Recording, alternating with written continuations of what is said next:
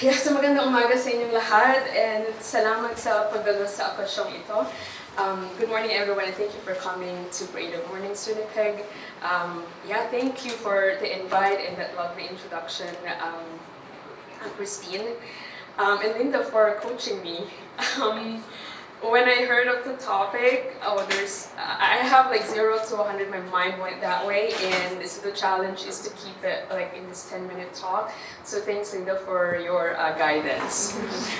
So my name is Lourdes. I'm originally from the Philippines, and these past few years, I think I call myself like a visual storyteller, but also like I'm also like a flower grower, a natural dyer, and I call myself an experience guide. So this morning, I really want to empower you to reimagine your green spaces, that a green thumb can be nurtured. And in gardening, size doesn't matter. You start one in your balcony if that's all you have, and try container gardening, because in fact, that's how I started, in my downtown Winnipeg balcony. I also want to inspire you to find your own joy if you haven't named that yet. And if it's flowers, that would be great. And you should really consider getting rid of your lawns and turn it into a prairie meadow. So I want to ask the group too, and by a show of hands, raise your hand if you are aware that the prairie grassland, the one that spans across Alberta, Saskatchewan, and Manitoba, is the biggest terrestrial carbon sink in the world. Raise your hand if you are aware that the prairie grassland is the biggest terrestrial carbon sink in the world.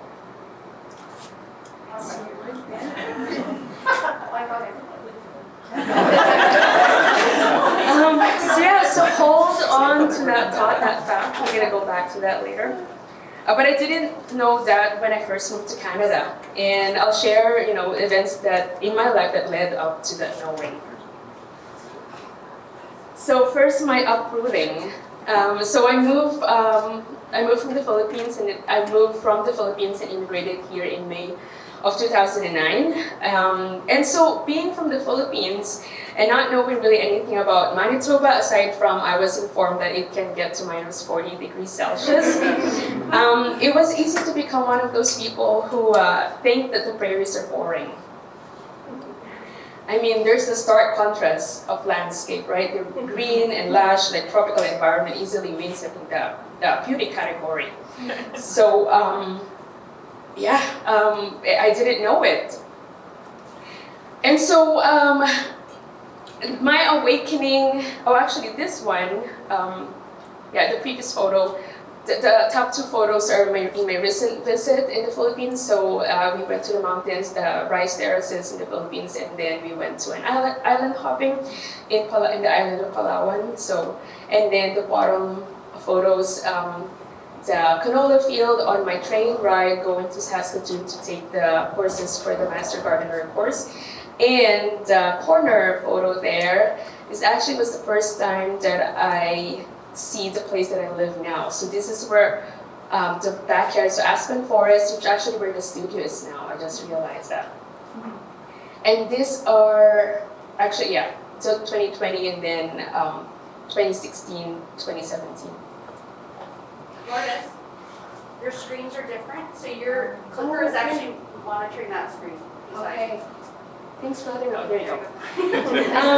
So now awakening. So it wasn't until I tended a garden in the spring of 2016 when Canada really started to feel like home. It was about the same time that I was getting to know someone who eventually became a husband. So I feel like this story is also like a love story. So there's something about learning about the new person, the space, and the land that I'm gardening in, and caring for the plants that I started from seeds that made me feel grounded. So when I tend to these plants to help them get established or take roots in the garden, I was also getting rooted. So looking back now, I only say that the prairies are boring is because I didn't know it. So my partner asked me if in the early days of my gardening experience with him and also our dating life essentially, he asked if I knew that the grass lawns are not native to North America. I didn't know it, and so I became curious, and that curiosity led me and us to essentially convert our lawns into garden beds, which eventually became a small farm in Southeast Manitoba called Masakana Flower Farm and Studio. So these photos are 5 years apart. They are taken exactly at the same spot. So the lawns, we're facing west facing lawn, and we always have this like gorgeous sunset year round. And so it started. The garden has grown in 2016 with 600 square feet a garden plot to now 4,800 square feet in 2021. And I really quickly learned that farming is no matter the size of the lot that you're growing in, like it's a lot of work, and it's not really for the faint of heart. You know, the extreme weather that we're experiencing really in the last few years is something that to be concerned of, and I think as a farmer, you really get to see those changes. So driving here this morning, the fields in eastern Manitoba, they're just like all brown now. We don't have that much like snow cover, which is very alarming for like spring planting. If you don't have that moisture. And I just read last night that the Alberta wildfire started and actually it didn't even stop. And they're hoping for like more snow cover to suppress those fires. And so with this, tending this garden is disheartening sometimes because you are always dealing like with weather, and it had made my decision to become a grower many times over. But it also offered opportunities to apply the lessons that I learned from growing plants to everyday life. First, it opened my eyes to see the overlooked beauty of the prairies. So let's go back to the prairie grassland fact that I teased you about earlier, and I want to add another fact to that. That the native tall grass of Manitoba can grow as tall as 10 feet high, and its root can grow as 6 feet deep. So the native tall grass of Manitoba can grow as tall as 10 feet high, and its roots can grow as 6 feet deep. So the positive implications of that, to many birds and butterflies, mammals on the prairie, that it provides habitat for them. And when those species thrive, our ecosystem will also have this greater resilience to insect outbreaks, flood, and droughts. There's also improved water quality and quantity, and also erosion control. I don't know if you've heard of the Dust Bowl, so I'm not going to get into that. But look up what caused the Dust Bowl.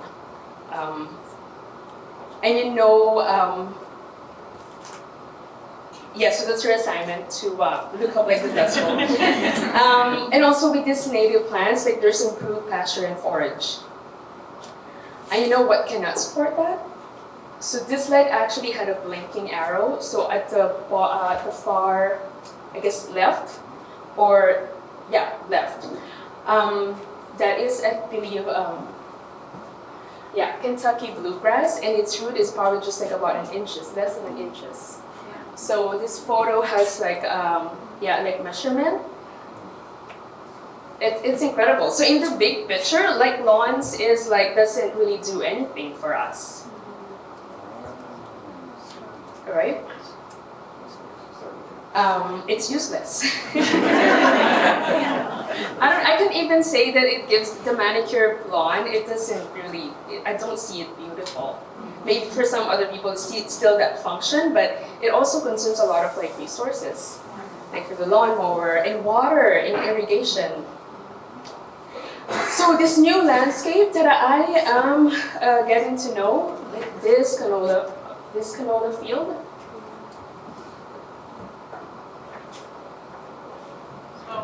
You're controlling that one. I'm controlling this one? Yeah.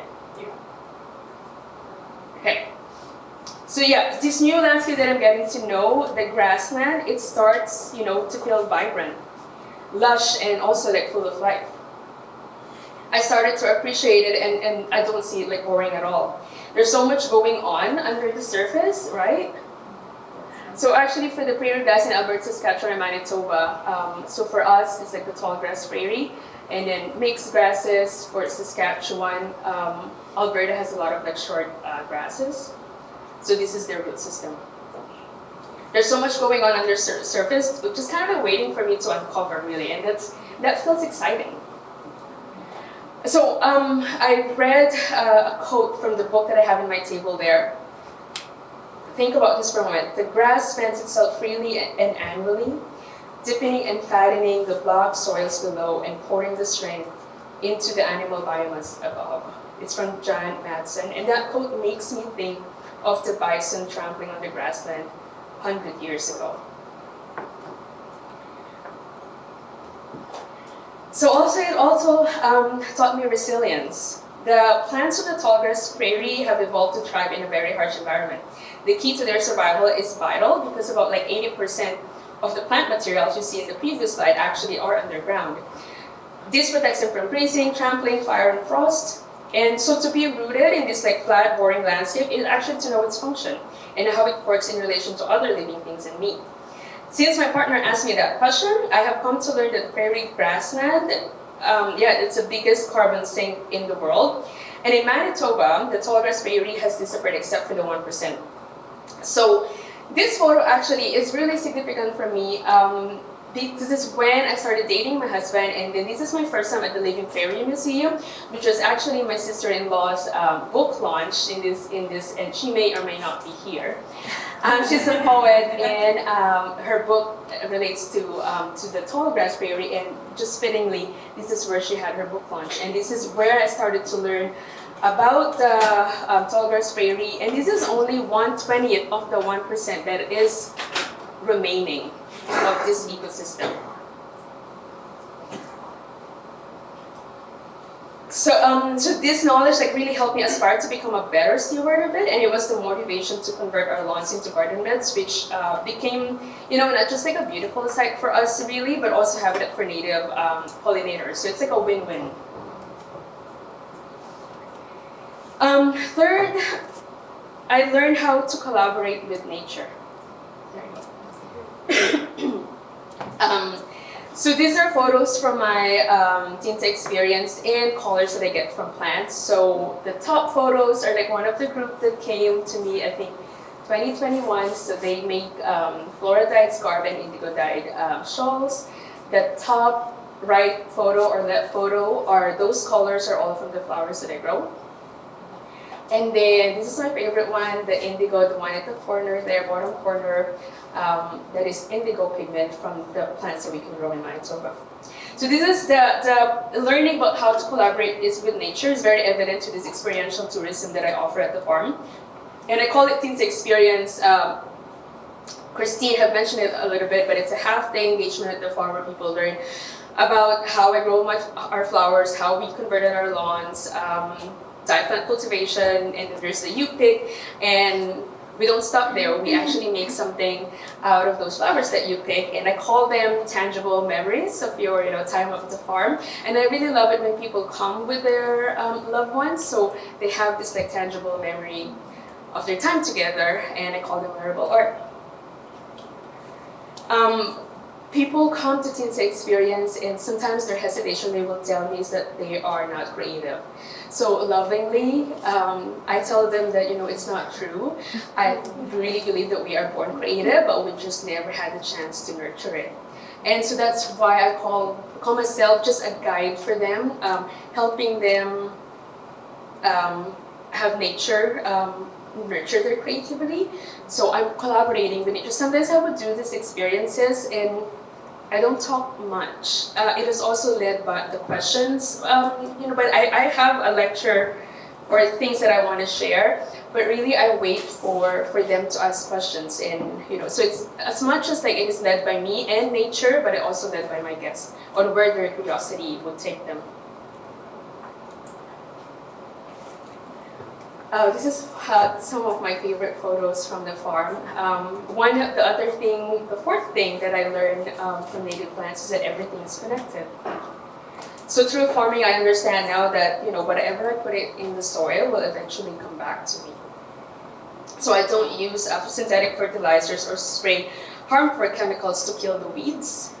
I became aware of the other living creatures that I share my garden with, and it's my responsibility to not cause harm to them because their demise will, eventually be mine.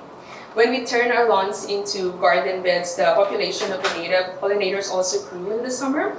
And there's always monarch butterflies, different kind of bees, and my favorite are the hummingbird moth. They're just beautiful. First time I saw them, I was like, what is this thing? It looks like a moth and a hummingbird. Just and there is actually such a thing.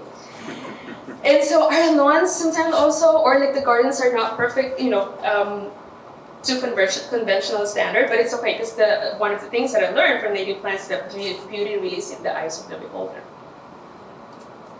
A friend of mine perfectly had a photo of that monarch butterfly. That is that flower is called Mexican sunflower or Tectonia. It's still like closed off, but when they open, they kind of like a landing pad for monarch butterflies, and you will always like see them there. The hummingbirds, of course, it's not in this photo. My other favorite flower is the Nicotiana because they're funnel shaped. The hummingbirds love them. And I grow the jasmine scented one, and during sunset, it's just like a waft of like jasmine. Driving in, get out of the car, and then walk into the house. I was like, what is that? Smells so good, and it's the Nicotiana. And then these hands are like my indigo dyed hands with marigold. I didn't really think about marigold before I started gardening because I never really saw a use for it because I've always seen them in people's gardens like short. And as a flower arranger too, I need like that stem length. But when I learned it to be a natural dye, I just want to grow all of them. So before moving to Canada, I didn't research, ways how I can adapt to this new country, but it turns out I didn't really have to. By following my curiosity and learning about these native plants, their resiliency and collaborating with nature helped me see that everything is connected and were the ingredients for my own creative living. So plants have so much to teach me. I feel like I've only really scratched the surface. And since learning about natural dyeing, I have to mention this. So I learned from another fiber farmer north of me. That's the first person that I heard about indigo dyeing. And when I attended her demonstration on extracting pigment from indigo plants, I came back to my own gardens, and I swear, looking at the garden, it was like in early August summer, and it just felt like there's a swath of like colors.